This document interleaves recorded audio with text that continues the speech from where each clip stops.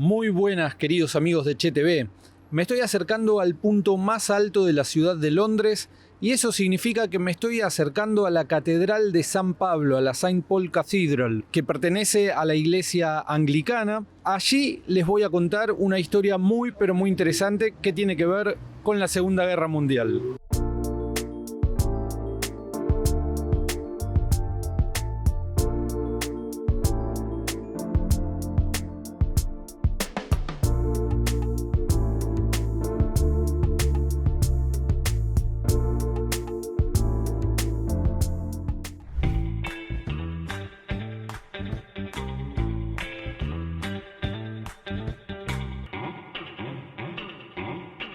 A mis espaldas vemos la Catedral de San Pablo y lo que vamos a hacer ahora es recorrerla, la vamos a ver por adentro, les voy a contar un poco de su historia porque cayeron dos bombas que no la destruyeron y les voy a contar también cómo se solucionaba el problema de las bombas que quedaban en el suelo sin haber explotado.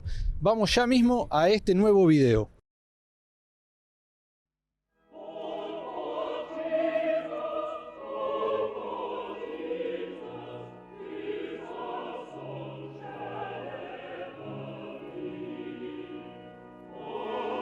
La obra fue diseñada en estilo barroco inglés por Sir Christopher Wren, como parte de la reconstrucción que siguió Londres después del gran incendio de 1666. Hasta 1962, sus 111 metros de altura hicieron de la catedral el edificio más alto de la ciudad.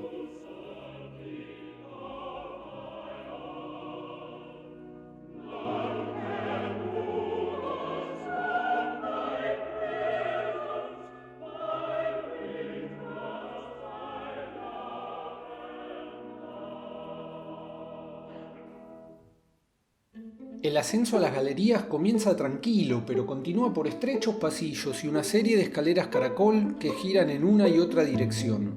Son un total de 528 escalones.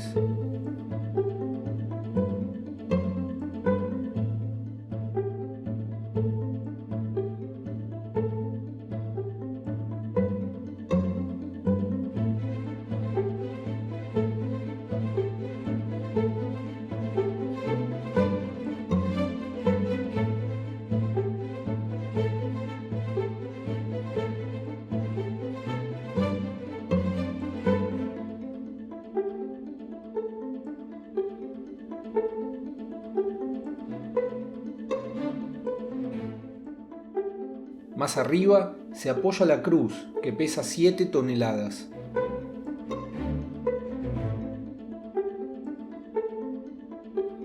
Y les voy a contar de qué trata la historia del video de hoy. Durante el bombardeo nazi llamado Blitz, la gente se acostumbró a escuchar sirenas y terribles explosiones, para luego ver derrumbarse edificios enteros o contemplar cómo eran devorados por las llamas. Pero nadie perdía la calma, y todos seguían las órdenes que Churchill transmitía por radio desde las oficinas subterráneas que conocimos en el video anterior. Contradiciendo las predicciones de Hitler, la moral del pueblo se fue elevando con cada bomba que caía y con cada día que la Catedral de Londres seguía en pie. Las bombas tenían todas un aspecto similar al de aquella que vimos al visitar las oficinas subterráneas, pero podían pesar de 50 kilos hasta 1 tonelada. Algunas estaban diseñadas para detonar con el impacto, pero otras se programaban con relojería para explotar tiempo después de su aterrizaje. Debido a su peso, atravesaban los techos de varios pisos y maximizaban su poder destructivo explotando junto a los cimientos de la construcción. También solían quedar en la calle, en el fondo del cráter que habían producido luego de atravesar el pavimento con su peso. Un gran número de bombas fue desactivado gracias a cuadrillas formadas bajo el liderazgo de unos pocos expertos surgidos de la guerra anterior.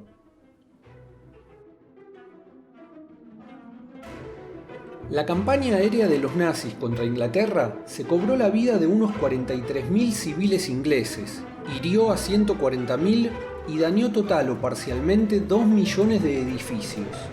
Más de la mitad de todas estas pérdidas tuvieron lugar en Londres, y es por eso que, casualidad o milagro, no deja de sorprender que la majestuosa e imponente St. Paul Cathedral haya sobrevivido intacta.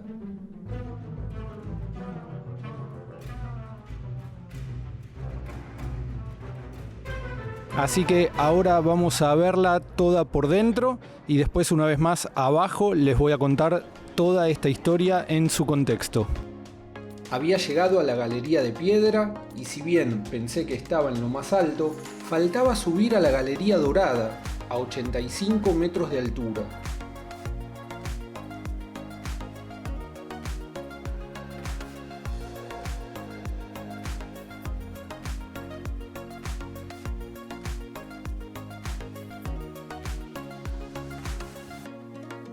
Amigos, estas escaleras se hicieron largas.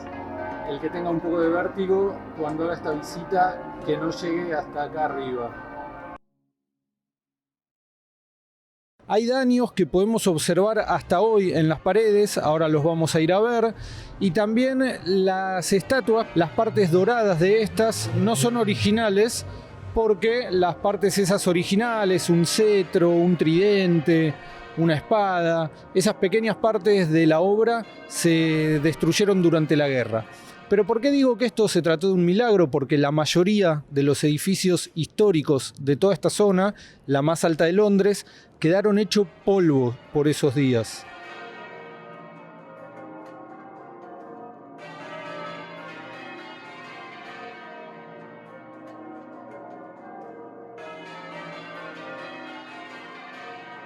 Ahora lo que vamos a ver son las marcas que quedaron en una de las paredes de las esquirlas y los escombros y las ondas expansivas de las miles de bombas que cayeron en Londres, algunas de ellas muy cerca de acá.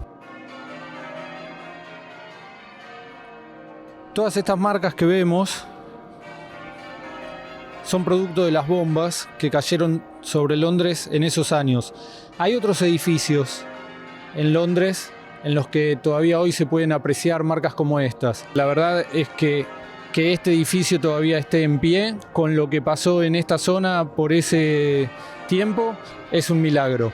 Pueden dejar en los comentarios si ustedes creen que se trata de un milagro o que fue casualidad. Les recuerdo que fueron 2 bombas, una cayó precisamente acá, en esta esquina, dejó un cráter enorme sobre la vereda, y la otra atravesó la cúpula principal de la iglesia, destruyó el altar y quedó enterrada, pero no explotó.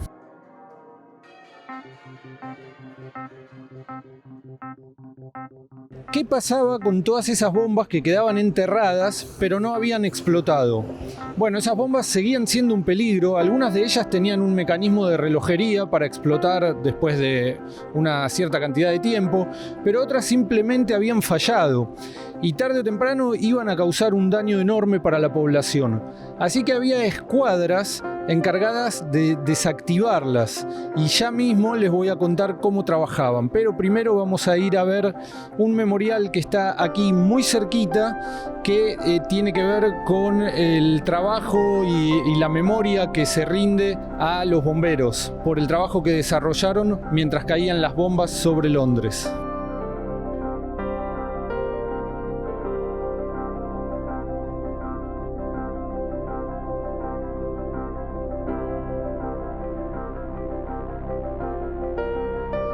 Y a mis espaldas vemos el memorial a las personas que combatían el fuego, a los bomberos, pero también a todos los voluntarios que ayudaban durante esa época a defender esta tierra. Les quiero contar cómo es que se desactivaban las bombas que caían y quedaban sin explotar, enterradas por cualquier punto de la ciudad. Es una historia fascinante que Winston Churchill relata en sus memorias, y básicamente tiene que ver con el proceso de prueba y error que acompaña a cualquier proceso de aprendizaje, pero que cuando se trata de una bomba le cuesta la vida a las personas que están en medio. Había que saber si se trataba de una bomba de detonación por impacto que había fallado, o si, por el contrario, se trataba de una bomba de relojería. Para averiguarlo, alguien debía escuchar el siniestro vientre de la bomba, usando un estetoscopio, del mismo modo que un médico examina los pulmones o el corazón de un paciente. Se formaba una fila de personas, el primero que llevaba sus herramientas y se ponía a trabajar, iba gritando hacia atrás en medio del ruido y las explosiones que caracterizaban todos los días de aquella época, y hasta llegar al final de la fila alguien anotaba en un cuaderno para dejar un registro de los pasos que se habían seguido. Obviamente, cuando la persona se equivocaba o cometía algún error porque no conocían los sistemas que estaban usando los alemanes para construir sus bombas, volaban todos por el aire, pero había quedado registro porque la persona que llevaba el cuaderno estaba a bastante distancia ya del lugar en donde quedaba un cráter y todas las personas habían desaparecido. Una vez identificado el tipo de mecanismo, era necesario paralizar las distintas piezas que lo integraban. Para esto, se usaba una herramienta con forma de gran collar que en lugar de perlas tenía bolas de acero. A ese collar se conectaba una batería eléctrica y así se generaba un campo magnético que bloqueaba el mecanismo de detonación.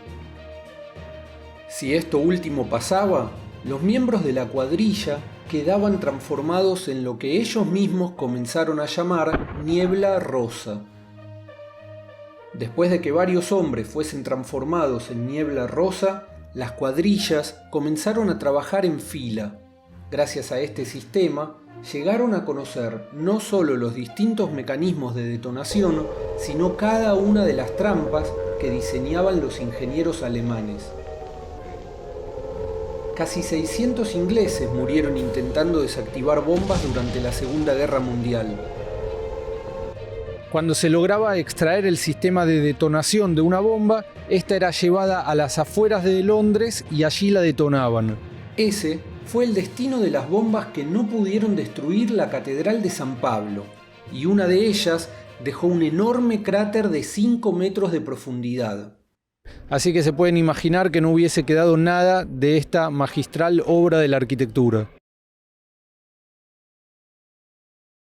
Espero que hayan disfrutado este video de Che TV. No olviden suscribirse al canal, dejar un like o comentario y compartirlo con sus amigos, que nos ayuda a que la comunidad de Che TV siga creciendo.